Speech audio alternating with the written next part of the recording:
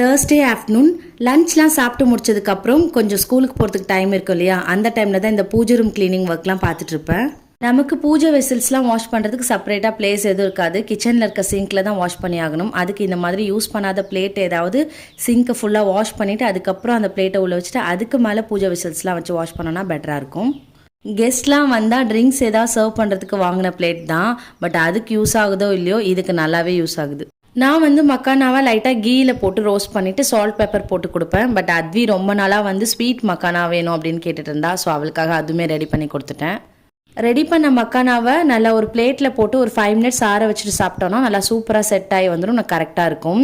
Already நம்ம roast பண்ணிட்டு தான் கேரமல் கூட ஆட் பண்ணுறோம் அப்படின்றதால நல்லா கிறிஸ்பியாக நல்லாவே இருக்கும். நான் கொஞ்சம் வேலைலாம் பார்த்து முடிக்கிறதுக்குள்ளே குட்டீஸ்க்கு ரொம்ப பசி வந்துருச்சு போல இருக்க, வெயிட் பண்ண முடியல. அதனால ஆறுறதுக்கு முன்னாடியே கிச்சன்லேயே சாப்பிட ஆரம்பிச்சிட்டாங்க. நம்ம சேனல் ஃபஸ்ட் டைம் பார்க்குறீங்கன்னா சப்ஸ்கிரைப் பண்ணிக்கோங்க. பாய்.